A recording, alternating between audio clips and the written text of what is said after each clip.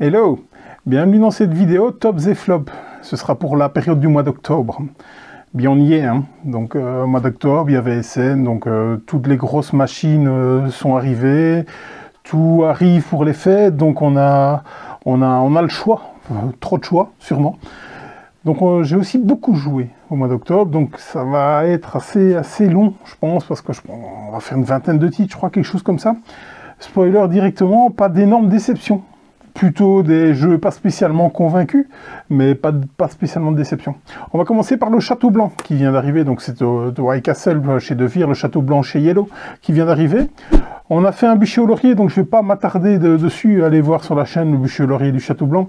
Donc c'était plutôt pas mal, sans être entièrement convaincu. Je pense qu'il va rester un peu dans ma ludothèque, je vais faire quelques parties et certainement m'en séparer, parce que des mêmes auteurs, je préfère largement Cathédrale Rouge. Même si, voilà, il m'a pas déçu, c'était plutôt pas mal. Allez voir bûcher au laurier. J'ai joué à Empire's End, qui est arrivé via Kickstarter, mais qui est arrivé aussi en version française via Lucky Luke Games. Ce jeu est totalement particulier, hein. Il propose quelque chose que j'avais pas encore spécialement joué, et malgré tout, j'en ressors un peu mitigé.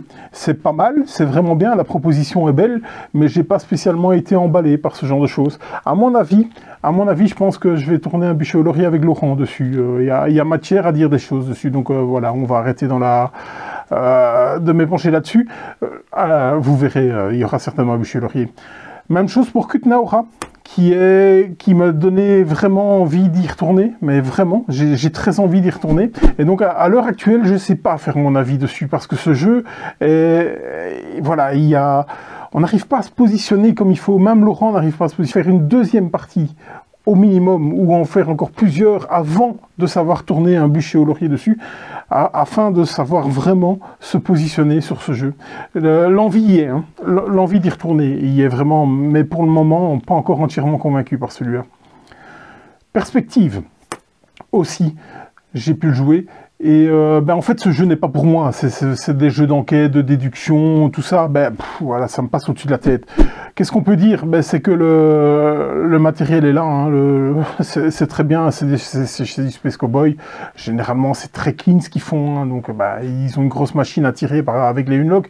Et donc, tout ce qu'ils font, généralement, est assez clean. C'est tout simplement pas pour moi, ce jeu de communication et tout. C'est super bien fait, mais je suis pas convaincu parce que je suis pas la cible, tout simplement. Voilà.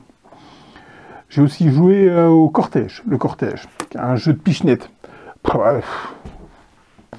Voilà, le thème est tellement plaqué dessus que je comprends pas en fait. Donc c'est des jeux de pichenette comme il en existe pas mal. Est-ce qu'il se démarque des autres? Pour moi pas, vraiment pas, parce que le thème est tellement plaqué que voilà, mais ça fait le taf. Bien sûr, ça fait le taf, parce qu'il n'y a pas grand-chose à reprocher à un jeu de pichenette.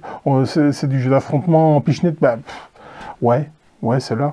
Est-ce que je suis pas la cible? Ça, c'est peut-être possible aussi. Hein. Donc, j'ai pas été spécialement emballé par le cortège, donc c'est un gros mouet.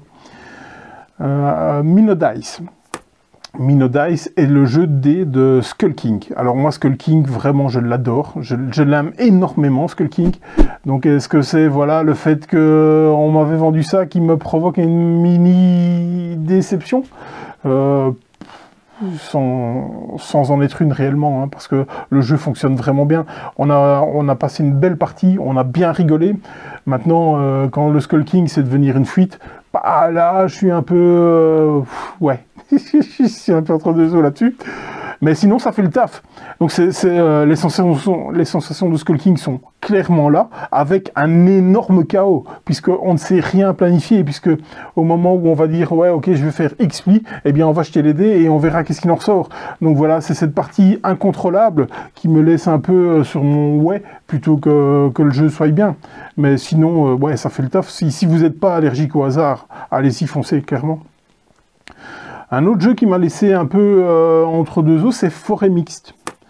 Forêt Mixte, c'est plutôt pas mal, mais il y a tellement d'infos dans tous les sens que ça le dessert un peu comme Heart, en fait. Je pense que je mets un peu le doigt là-dessus, sur le fait qu'il y a tellement d'infos, tellement de combos possibles et tout ça, que moi, ça me sort de ma partie. J'arrive pas à trouver mon plaisir. Donc le jeu est bien. j'ai un peu lu qu'il y avait peut-être des combos un peu forts, mais j'ai pas spécialement envie de prolonger l'expérience pour pouvoir savoir dire oui, effectivement, ces combos-là sont un peu forts. Donc, je ne regrette absolument pas ma partie. Si vous dites, viens, on va jouer à Foremix, eh ben oui, je vais jouer à Foremix. Ça me déplaira pas plus qu'autre chose, mais je préférerais jouer à autre chose. Donc, ça reste un mouet. J'ai aussi joué à Western Legends Showdown, ce petit microgame qui est une production vraiment pour microgame, je pense. Hein. C'est pas une localisation Button Shy, par exemple. Je pense que c'est le premier jeu qui a été développé pour la gamme microgames. Est-ce que c'est bien? Oui. Oui, c'est bien. Est-ce que c'est révolutionnaire? Non, parce que ça s'appuie sur des mécaniques déjà vues. C'est vraiment un crossover entre Drone versus Goéland et Scott and Totten, par exemple. Donc c'est vraiment un remix de tous ces jeux-là, où vous allez, c'est du contrôle de territoire, vous allez devoir prendre le contrôle du territoire en affrontement, avec des effets de cartes. Donc voilà, c'est un petit peu ça, un petit mix entre bestiole en guerre aussi, on peut l'inclure dans ce genre de choses. Donc est-ce que c'est bien? Oui. Est-ce que c'est le jeu du siècle? Pas pour moi, mais ça fait le taf, surtout pour le prix. Hein. Donc vraiment, rien de négatif de ce jeu-là, mais rien de révolutionnaire non plus. On passe sur les... Ouais, c'est bien, c'est vraiment bien. Donc, Expédition autour du monde. Cette réédition par Super Meeple d'un très vieux jeu. Hein. Eh bien, ouais, ça fait le taf. Hein. Ça m'a fait penser très très fort aux Aventuriers du Rail. Mais avec ces 3 expéditions qu'on peut bouger. Donc, on a moins cette latitude que dans les Aventuriers du Rail. Donc, c'est nettement plus interactif, nettement. Est-ce que c'est bien? Ben oui, ça fait le taf. C'est familial. C'est familial. Si vous en attendez un gros jeu de réflexion et tout ça, passez votre chemin. Donc il est là pour être dans cette gamme-là des jeux de famille, où on se prend pas trop la tête, où vraiment l'interaction va être très très forte malgré tout, hein, parce qu'on va dévier les trajets des autres, et pour justement essayer de faire ses objectifs. Les autres vont pas se laisser faire, évidemment. Donc ouais, c'est cool. Ouais, franchement, c'est pas mal. Ça avait été un de mes coups de cœur de Vichy, hein, le Café del Gâteau. Il a été confirmé, là, donc ouais, j'ai fait une partie en famille et tout le monde a apprécié sa partie. Le matériel, pour le moment, le prix, hein, parce que pour le moment, Schmitt a fait du bon boulot hein, sur le prix. Ça va pas rester comme ça, malheureusement. Ils vont devoir augmenter leur prix, ça a déjà été annoncé. Donc à mon avis, à partir de 2024, vous le retrouverez plus aux alentours de 40 € plutôt aux alentours de 30 €. Donc c'est le moment de l'acheter. Donc ce jeu est vraiment sans faute. On est sur un Splendor-like, un peu, hein, vraiment ce genre de choses. C'est cette complexité familiale qui fonctionne du tonnerre, hein, par le matériel aussi, vraiment, je le trouve très joli aussi.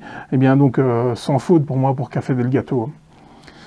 Sans transition, Age of Innovation. Ouf, on fait le grand écart.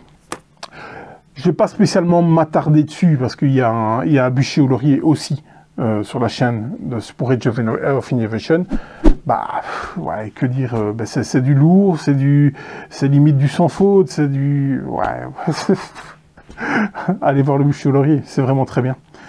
J'ai aussi beaucoup joué à Aldebaran Duel, et j'ai beaucoup aimé, donc je l'ai fait en solo et en duo. Il y a un bûcher au laurier aussi sur la chaîne pour Aldebaran Duel. Bien, pour moi, ouais, ça fait le taf largement. J'ai beaucoup aimé. Est-ce qu'il va rester longtemps dans ma bibliothèque? Ça, j'en sais rien. C'est compliqué de le dire parce que sans être c'est pas un sans faute, mais c'est très très bon. Mais ouais, oui, c'est bien, Voilà, c'est vraiment bien. Est-ce qu'on en reparlera dans un an? Là, on verra. Est arrivé mon coup de cœur des scènes de l'année passée, où j'avais pu tester le proto. C'est Belgium Beer Race, la version DICE, donc le Roll and White. Bah, voilà, ça a confirmé, moi je l'aime beaucoup. Malheureusement, les règles sont un peu approximatives, je trouve. Hein. C'est un peu dommage, mais le jeu fonctionne du tonnerre de Dieu. Et tant en solo, le solo fonctionne top et le multi fonctionne bien. Donc voilà, maintenant il faut aussi savoir que j'aime beaucoup l'auteur. Est-ce que ça influe mon jugement? Peut-être sans le vouloir, oui, sûrement. Donc voilà, vous en ferez votre idée, je pense. Donc je vais arrêter d'en dire énormément de bien. J'ai beaucoup aimé. Je laisse un bémol sur certaines approximations de règles, Mais pour moi, le jeu, ouais, il va rester dans ma ludothèque. C'est pas un cartographeur, ça, qu'on soit bien d'accord. C'est pas un cartographeur, c'est pas un Feed the Die Games. Il n'arrivera pas à bousculer le classement des Roll and Flip and Why pour moi. Mais franchement, il est pas mal, hein, donc ouais, il restera comme Welcome reste dans ma ludothèque. Nucleum, ouais, bah, il y a aussi un bûcher au laurier dessus. Donc allez voir ce qu'on en dit. On avait fait un bûcher au laurier avec Romain. Donc on a fait le premier bûcher au laurier à 3. Et bah, ouais, c'est quasiment sans faute, hein, sur ce jeu. Est-ce que c'est un topper de 2023? Oui, certainement, certainement. On verra parce que l'année n'est pas encore terminée. J'ai pas encore joué à tout ce qui est arrivé. Certains jeux demandent des confirmations. Bah voilà. Amalfi aussi. Oh, j'ai dû me faire violence sur celui-là. Les règles, s'il vous plaît, les gars. Waouh! Non, me faites plus ça, quoi. Hein.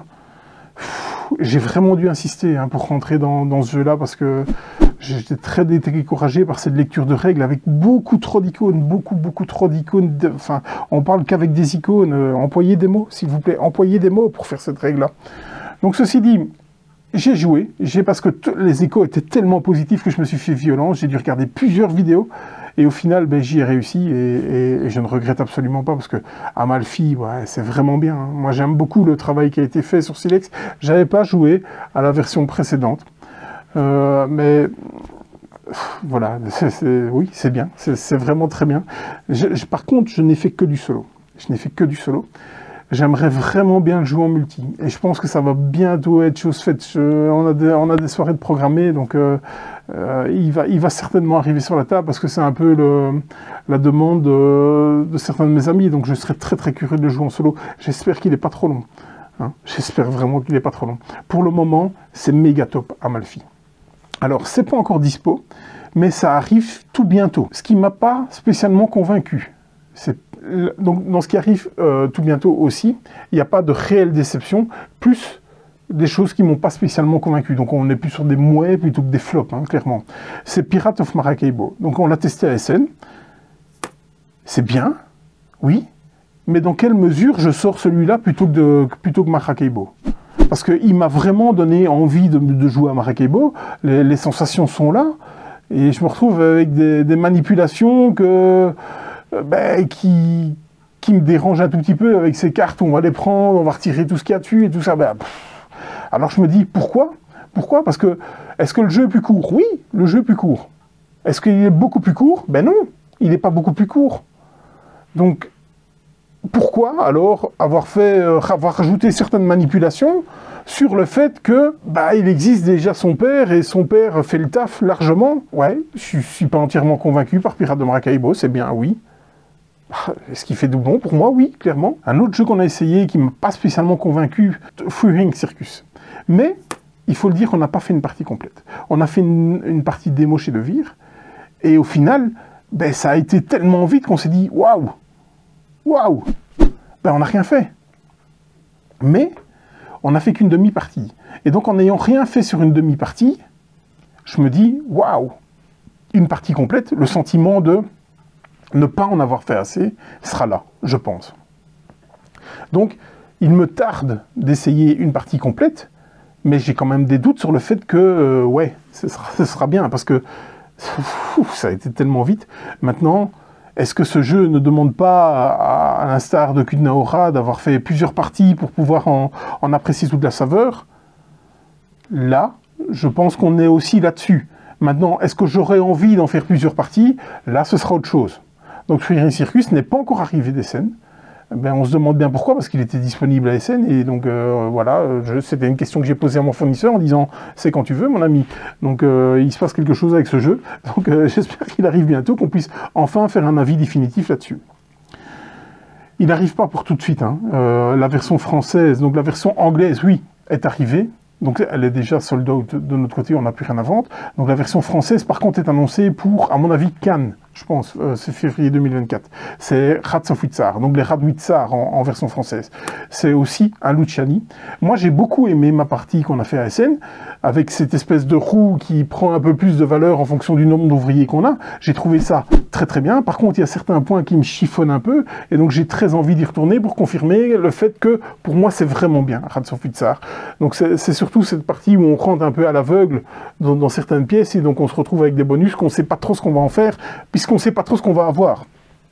Et donc j'ai vraiment envie d'y retourner, et j'espère que mon avis sera confirmé, et que cette part de hasard, ben, au final, ne sera qu'une légère ombre sur ce jeu qui m'a beaucoup plu, Rats of Witsar, malgré certaines cartes en tectat. Et ouais, ça c'est un peu bof, parce que c'est un aspect de jeu que j'aime pas spécialement. Genre un joueur s'est dit, ah bah ok, toi t'as plus, bah tiens, voilà une carte et tu te défausses de ça. Bah ça c'est pas top, j'aime pas trop ça, mais au final ça m'avait pas spécialement dérangé. Donc voilà, j'ai vraiment envie d'y retourner. Pour le moment, Rats of Witsar reste sur un top plutôt qu'un mouet, donc on y est. Il y a aussi Match of the Century. Match of the Century, j'espère que vraiment je vais savoir avoir un stock, parce que ce jeu est génial. Il y a un bûcher au laurier dessus, allez le voir. J'espère vraiment qu'il va arriver en français et qu'un éditeur va se poser là-dessus. C'est clairement le genre de jeu qui pourrait se vendre, hein. Je pense un format comme Yellow pourrait le faire, hein. Donc ça m'a fait penser un peu à Watergate, ce genre de choses. Donc je me dis que pourquoi pas. J'ai pas encore d'infos sur une localisation. J'espère vraiment que ce sera fait. Donc Match of the Century, bûcher au laurier, allez voir, c'est méga top. Autre jeu qui arrive, lui, il a été annoncé en localisation par Matago. Bah, c'est un peu normal, vu l'éditeur original, c'est Evenfall. J'ai beaucoup aimé Evenfall, donc je ne sais pas c'est pour quand la localisation. Bah, j'espère tout bientôt. Bah, c'est vraiment top, Evenfall, et j'ai vraiment envie, vraiment envie d'y retourner. Donc, bah, bien poche par Matago, encore, bah, c'est DLP. Matago localise généralement ce que DLP fait. Le dernier jeu qui va arriver, mais là c'est pour tout bientôt, c'est pour, à mon avis, dans une bonne dizaine de jours, c'est Free to Play de chez Explorate. On avait testé le proto l'année passée, on était déjà convaincus, on a pu le retester à SN, bah, ça a confirmé que c'est vraiment bien, que j'aime beaucoup. On a reçu un jeu, on a fait tourner en démo au magasin, donc ça fonctionne vraiment pas mal. C'est Free to Play chez Explorate. Par contre, il ne faut pas être allergique au chaos, parce que ça part un peu dans tous les sens. Et c'est le fun du jeu. Ce jeu dure pas longtemps, c'est une vingtaine de minutes. Les règles sont simples. Ouais. Ça confirme vraiment ce qu'on avait fait, ce qu'on avait vu au niveau du proto. Et donc on est enfin moi en tout cas, je suis très content qu'il soit là. Je pense que je suis pas inquiet sur le fait que ça va fonctionner, parce que tout est pas mal, le prix ça va être pas mal, le format est pas mal, c'est quelque chose qui joue rapidement, les règles sont simples, ouais, free to play. Donc voilà, il y a quand même quelques jeux hein, en octobre, vraiment, ben, je vous avais dit, les machines sont là, il me reste encore pas mal de choses à rejouer, donc par exemple The Great Split, où j'ai lu les règles, j'ai pas pu le rejouer entre temps, qui avait été mon coup de cœur de l'année passée, j'ai vraiment envie que ça confirme ce coup de cœur de l'année passée, donc il est arrivé en français par Yellow, donc là je suis très impatient de retester ça. Il y a tellement de jeux qui sont arrivés que j'ai envie d'essayer. Donc à mon avis, le Tops et Flops de novembre sera aussi plutôt pas mal. Allez, à bientôt, hein. Salut.